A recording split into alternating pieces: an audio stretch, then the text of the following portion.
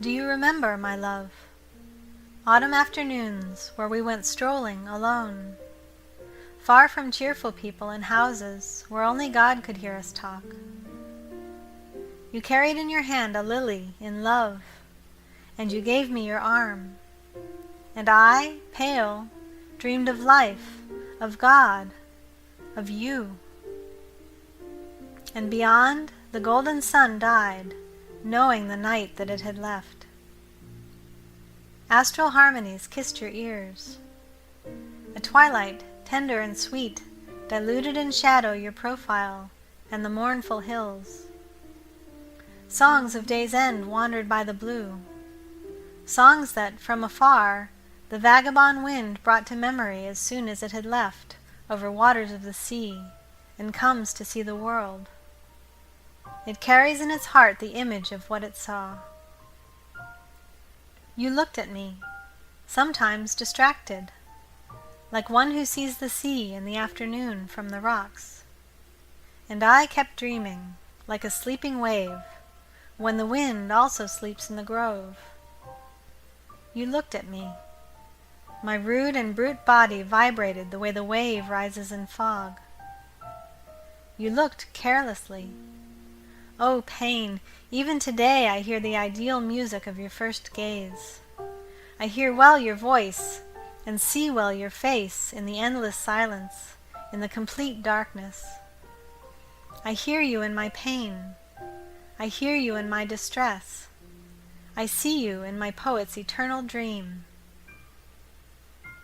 The sun was dying in the distance, and the shadow of sadness watched over with love our aching foreheads. Hour in which the flower meditates, and the stone dreams and prays, and they raise their hands in the mist, their sad foreheads to the sky. Holy hour in which we, happy and alone, went through the silent and calm village hand in hand, dreaming along the pathways. Everything around us had a soul aspect. Everything was feeling, love, and compassion. The leaf that fell was a soul that ascended. And under our feet the earth was longing, the stone emotion, and the dust melancholy. You spoke of the moonlight, of the forests more about love, of the blind without bread, of the poor without a coat. In your every word there was ethereal pain. Because of this, your voice impressed me greatly, and I kept saying that you were good and pure, that soon, oh fatal pain, I would call you heaven. And I sobbed when I saw some dark shadow on your face that the moon covered like a veil. Your paleness caused me fear. Your body was so thin and light, oh my heartbreak, that I trembled when feeling the wind pass by. The snow on your face fell on my soul. How mute I was and sad about the earth. And once, when the night shrouded the village, you screamed of fright, looking at the Sierra. What a fire! And laughing, I said to you, "It's the full moon." And you also smiled at your mistake. And the moon lifted her white forehead above the pines, so drunk with splendor, so chaste and like a sister, that I kissed her virgin rays without thinking. And the moon stretched out her arms to us.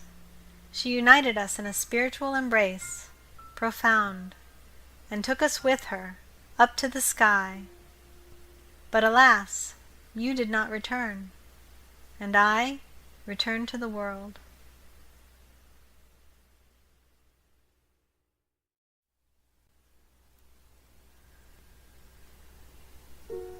A ray of moonlight, entering spontaneously into my somber room where I meditate, alone, leaves a pallid smile trembling in the air, a murmur of light that resembles your voice.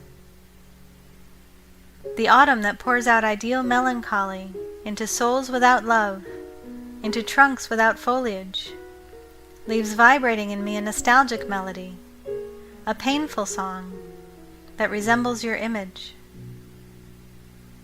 The night that darkens souls and hillocks, and lights up in the forest the voice of the nightingale, and the star that protects and guides the shepherds. The tear of heaven when watching the sun die awakens in my chest infinite and eternal pain that to my memory brings the light from your eye. Everything about you speaks to me, oh my faraway love, the trees, the land, the nightingales, and the sea. If I pass by a lily, sometimes distracted, he calls to me, saying, "Oh, don't forget her." The painful wind tells me the same thing, crying. The singing fountain tells me. The shining star tells me. And I see in all the light your eyes shining. How I discover in everything the soul that I lost. I cannot encounter a flower without hearing your name. I cannot look at the sky without remembering you. Because of this, I love the poor, the sorrowful, and nature, the mother of human pain, the pain of God the daughter. My heart prays at the foot of a beggar. It sings beside a nest, shines at the foot of the star. My love for you, my dear, my longing, extended to God, the stars embraced. I kiss the rock and the flower, the night and the light. These are, my love, the kisses I give to you. You must feel them, yes, sweet woman of yore. O purple lily of now, O prevailing cloud. The rose today still blushes like your face in days gone by. I kiss you, yes, kissing the virgin rose. Your eyes come from the expanse to sweeten my profile.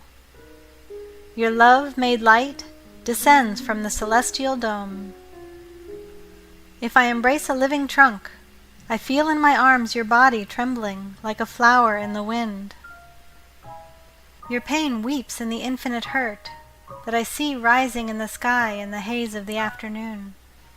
I hear well your voice in the lapping of the waters, in the murmur that proceeds from flower petals opening. If I wet my lips in the waves of a fount, your salty tears burn my heart. And when the wind caresses my forehead, I feel your sacred hands well about it. When at night, in the autumn, the moon, white Ophelia, dead, goes floating in the infinite waters, I feel my face adorned with ethereal lightness that before emanated from your blessed profile. When on April mornings I wake suddenly and see the sun enter my room smiling, I deem I see before me your resplendent body, your plate of light, your soft and gorgeous motion. I discover you, woman, in the whole of nature, for I understand the forest, the mist, the golden sky, the star burning in the blue, the firewood in the hearth, and the lily that upon the cross of autumn is nailed. Speak with me, yes, of pain, of goodness, of God. Share my bread, love, for the blind, and my poor verses for the lonely, like the poor who go to pray by the pathways. You are my tenderness, my compassion, because everything moves me. A light zephyr ignites in my chest, endless light, and the whiteness of the lily fills my being with snow. I think upon everything. In the sorrowful voice of the wind, in the serene and strange manner of a sierra, in the delirium of the sea, in the peace of the celestial dome, and in the cloud that extends wings over the land. I think upon everything. As forsaken, standing before the virgin flower and the enamored sun, facing the place that rises in the distance, painful, giving to things an air so sad and decrepit, I think upon everything. A vague and ethereal bond attaches me to your immense and free heart that covers all the earth and occupies all space, and that will populate my solitude. For this reason I live always in sweet company with the poor who asks and the star that shines.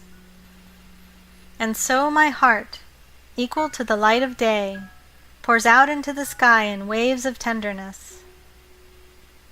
I am like the rain and the wind, and like the mist and the light, lyre that the gentlest breeze makes vibrate, water where the low moon in clouds is reflected, fruit that ripens to the light of a clear gaze, stone that a kiss melts, and mystical vapor that a breath condenses into a pure drop of water. Aroma like no other. In the sad flower embodies laughter that changes the smallest hurt into tears. I live the infinite life, eternal, splendorous. I am fog, I am bird, star, endless sky, only because one day, you, mysterious woman, by some chance perhaps, you looked at me.